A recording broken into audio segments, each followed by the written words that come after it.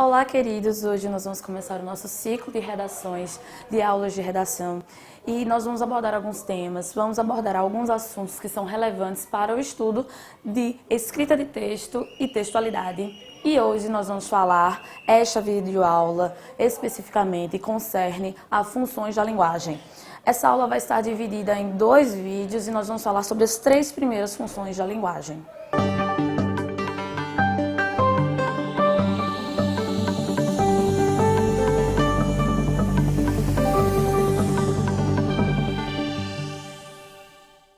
Queridos, primeiro, para falar sobre funções da linguagem, nós necessitamos saber quais são os elementos da comunicação, do ato comunicativo. Então vamos lá? Vejam só, para haver comunicação é necessário que exista um emissor. O emissor é aquele que profere a mensagem. O receptor é aquele que recebe a mensagem. Nesse nosso ato comunicativo, eu sou a emissora e vocês que estão aí são os receptores, porque vocês recebem a minha mensagem. O outro elemento do ato comunicativo é a própria mensagem. A mensagem é o texto falado, neste caso é o texto falado. Então, neste ato comunicativo, eu sou a emissora, vocês são os receptores e a mensagem é esse texto que eu estou proferindo. Ok. Mas para haver comunicação é só isso? Não. Para haver comunicação, além do emissor, além do receptor, além da mensagem, nós temos o referente. O referente é o chamado contexto, é o chamado assunto. O referente é o assunto o qual a mensagem trata. Vamos dar um exemplo? Neste caso, além de eu ser a emissora, vocês são os receptores. O meu texto propriamente dito é a mensagem e o assunto é funções da linguagem. Queridos, antes de falarmos sobre funções da linguagem, nós necessitamos saber quais são os elementos do ato comunicativo. Vejam só, nós temos um quadro explicativo, certo? E nós vamos perceber a partir daqui quais são os elementos do ato comunicativo. Vejam só, para a comunicação acontecer, primeiro deve haver o que nós chamamos de emissor, que é aquele que profere o texto, ok? Mas além do emissor, nós também temos na comunicação o receptor, que é aquele que vai receber a mensagem. Então, nós temos o emissor, nesse ato comunicativo nosso, eu sou a emissora, vocês são os receptores. Mas é só isso que é necessário para haver comunicação? Não mesmo. Para haver comunicação, além do emissor, além do receptor, também é necessário que exista uma mensagem. Olha só, a mensagem, tudo bem? A mensagem é o texto propriamente dito, proferido, certo? Mas é só isso para haver comunicação? Não. Além do emissor, além do receptor, além da mensagem, que é o texto propriamente dito, nós também temos o referente. O referente é o assunto da mensagem, certo? A mensagem é o texto, o referente é o assunto, é o contexto. Ok, mas só isso faz com que exista comunicação? Só o emissor, o receptor, a mensagem, o referente? Não mesmo. Nós também temos o canal. O canal da mensagem, o canal da comunicação é o meio pelo qual nós nos comunicamos. Neste caso, eu me comunico com vocês pela fala. A fala é o canal da mensagem, tá? Então, ó, nós temos o emissor, nós temos o receptor, nós temos a mensagem, que é o texto propriamente dito, nós temos o referente, que é o assunto da mensagem, nós temos o canal, que é o meio pelo qual se profere a mensagem, e nós temos o código. E o que é o código? O código é o conjunto de elementos com os quais eu uso para me comunicar. Eu estou utilizando, o código utilizado aqui é a língua portuguesa. Vocês dominam a língua portuguesa e, por isso, entendem aquilo que eu estou proferindo. E a partir desses elementos, nós vamos formar a comunicação. E a comunicação tem funções, e nós vamos estudá-las agora. A primeira função é a função emotiva. Vejam só, a função emotiva é aquela que é centrada no emissor. Só isso? Não. Para ser centrada no emissor, ela deve estar na primeira pessoa preferencialmente do singular. Todos os textos centrados no eu, todos os textos que carregam o eu, são textos emotivos. E aí esses textos normalmente vão trazer opiniões, sentimentos, são relatos, muitas vezes. A poesia tem muita função emotiva, a música tem muita função emotiva, até mesmo um relato tem muita função emotiva. Se eu estou caminhando e falo com alguém e digo assim, olha, hoje eu estou feliz. Essa frase, eu estou feliz, fala muito sobre mim. Essa frase é de função emotiva. Mas somente essas frases soltas? Não. A poesia tem muita função emotiva também. Vejam só, uma estrofe de Olavo Bilac, do poema Maldição, diz assim: se por 20 anos nesta furna escura deixei dormir a minha maldição, hoje, velha e cansada da amargura, minha alma se abrirá como um vulcão. Olavo Bilac, ao escrever a poesia Maldição, nessa estrofe, ele vai mostrar os seus sentimentos, aquilo que ele quer, aquilo que vai acontecer com a alma dele. Ele marca muito bem, a minha maldição, a minha alma se abrirá como um vulcão. Ele está falando dele, dos sentimentos dele, e por isso se trata de função emotiva. Então vamos lembrar, a função emotiva é aquela que é centrada no eu, aquela que é carregada de sentimento e emoção e que é feita a partir da primeira pessoa. Nós temos alguns exemplos aqui. A música que eu coloquei é uma música de Sérgio Sampaio, onde ele diz que ele quer botar o bloco dele na rua. Ele diz assim, ó, eu quero é botar o meu bloco na rua. Brincar, botar pra gemer. Eu quero é botar o meu bloco. Ele fala das emoções dele, das vontades dele. E quando o emissor coloca as suas vontades num texto, nós estamos falando de um texto de função emotiva. Ok, mas só existe essa função? Não, nós temos 6. Então, a próxima função que nós vamos estudar é uma função chamada conativa ou apelativa. Essa função é centrada no receptor. Vejam, enquanto a função emotiva é centrada no emissor, a função conativa ou apelativa é centrada no receptor, naquele que está ouvindo. Ora, eu estou falando com vocês agora. Então, todas as vezes que eu me direciono a vocês e digo, ó, estudem, queridos alunos, vejam as videoaulas, eu estou dando ordens, fazendo pedidos, ordens, textos imperativos de um modo geral, são de função conativa. E se existe um exemplo de texto de função conativa muito evidente, são as publicidades. Ó, vejam só, a função conativa é aquela que tem o foco no receptor, como eu já disse, é aquela que tem textos imperativos, e elas buscam convencer, persuadir aquele que está vendo, no caso, o receptor. Temos aqui 2 propagandas, uma delas de uma loja de eletros, onde se diz assim, não tenha vergonha de pagar menos. Inclusive a moça aponta para quem está lendo. Quando ela diz assim, olha, não tenha vergonha de pagar menos, ela quer convencer você a pagar menos utilizando os serviços dessa loja. Ela quer convencê-lo ao consumo. Ela está falando com você, se direciona. É um texto de função conativa. A outra publicidade que nós temos aqui é de um conhecidíssimo chocolate. Ó, compre, compre. O imperativo mostra uma tentativa de convencer você, receptor, a aderir à compra deste doce. Os 2 textos são de função conativa porque eles falam com o receptor, porque eles fazem pedidos, porque eles buscam persuadir o receptor.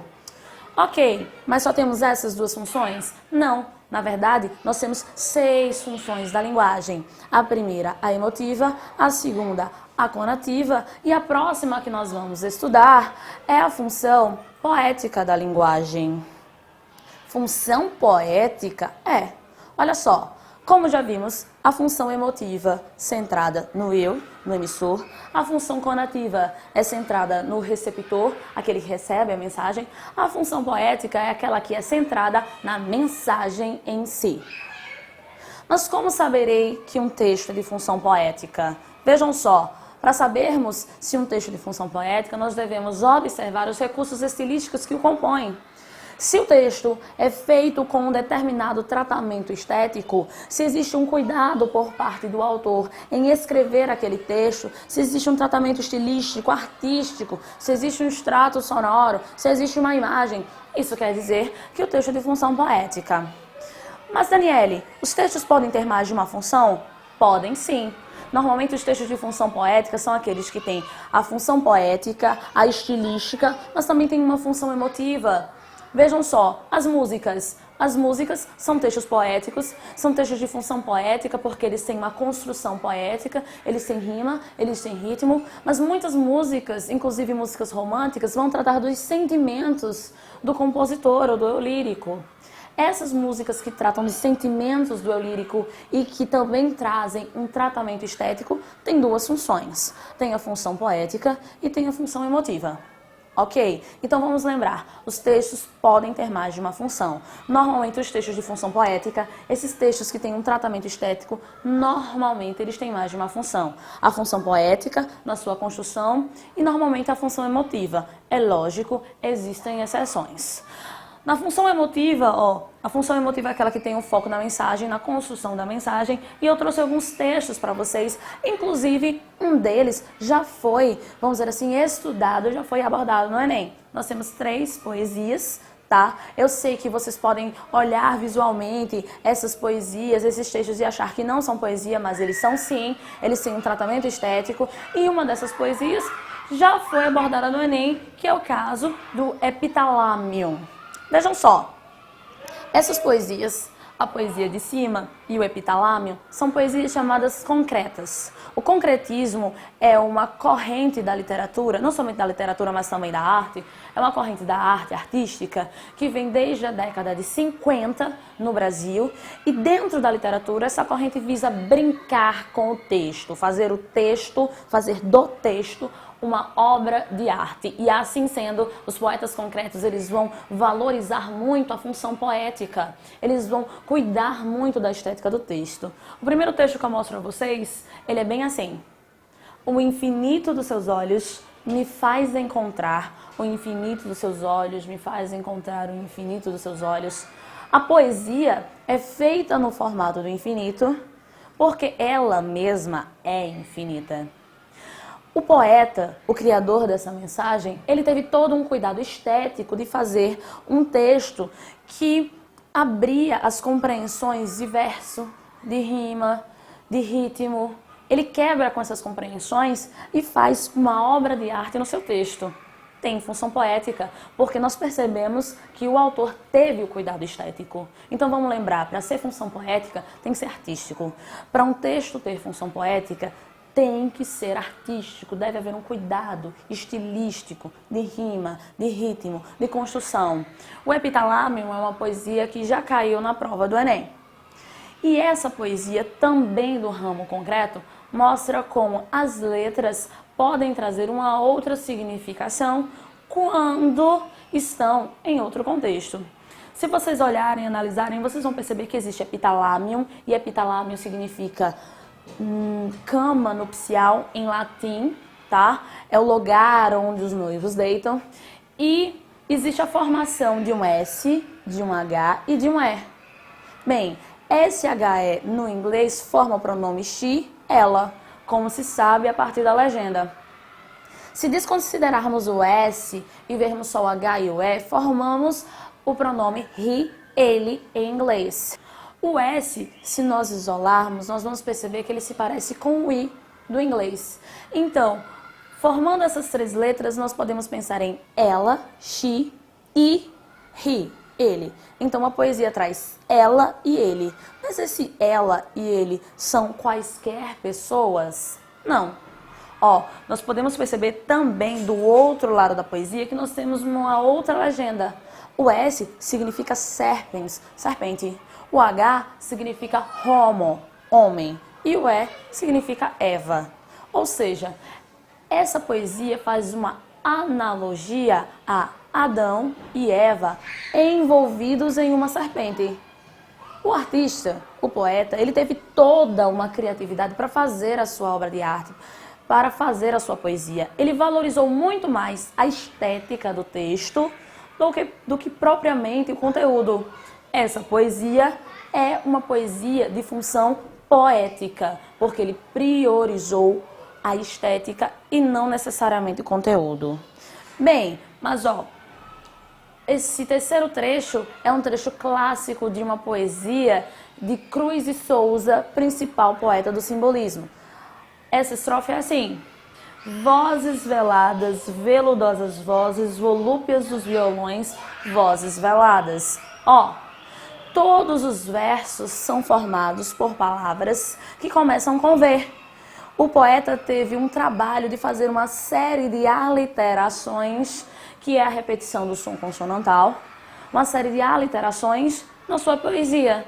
Ele valorizou muito mais a estética. Então, quando um texto valoriza a estética, esse texto é de função poética. Bem, vimos as 3 primeiras funções. Existem 6. As outras 3 funções nós vamos estudar em outro vídeo. Mas antes de encerrarmos, eu gostaria de mostrar a vocês como o Enem aborda esse tipo de conteúdo. Olha só, em 2009, o Enem colocou uma questão sobre funções da linguagem, onde ele abordava esse assunto em um poema do nosso modernismo, de Manuel Bandeira. Primeira coisa a ser analisada é a disposição das estrofes. Elas não são lineares, elas formam uma escadinha. E isso, para a interpretação do texto, é muito importante. Ao lermos o texto, nós vamos perceber, canção do vento e da minha vida. O vento varria as folhas, o vento varria os frutos, o vento varria as flores, e a minha vida ficava cada vez mais cheia de frutos, de flores, de folhas. O vento varria os sonhos e varria as amizades. O vento varria as mulheres e a minha vida ficava cada vez mais cheia de afetos e de mulheres. O vento varria os meses, o vento varria os seus sorrisos, o vento varria tudo e a minha vida ficava cada vez mais cheia de tudo. É somente a disposição das estrofes que influencia? Não. Se nós analisarmos, nós vamos ver que existem certos recursos estilísticos. O vento varria, o vento varria, o vento varria. Nós temos uma anáfora poética. Ele também vai dizer assim, olha, de flores, de frutos, de folhas. A repetição do som do F também forma uma aliteração. Ou seja, Manuel Bandeira priorizou muito mais a estética do seu texto. E a partir daí, o Enem traz uma proposta de análise. Ele vai pedir para que uma questão seja respondida a partir desse poema. O Enem 2009 pediu que nós analisássemos. Vejam só, predomina no texto a função da linguagem. Vejam só, aqui nas alternativas existem algumas funções que nós não estudamos ainda. Por isso eu vou falar de uma maneira mais geral. No próximo vídeo nós vamos estudá-las. Olha só, função fática, porque o autor procura testar o canal de comunicação. Nós vamos estudar a função fática no próximo vídeo, mas já adiantando, a função fática é aquela centrada no canal, na fala. Letra B. Função metalinguística, porque há a explicação do significado das expressões. Não, nós não temos a explicação do significado das expressões. Nós temos um texto completamente subjetivo, onde o autor fala das suas emoções, de que o vento varria as coisas, e ele faz isso com um tratamento estético muito particular.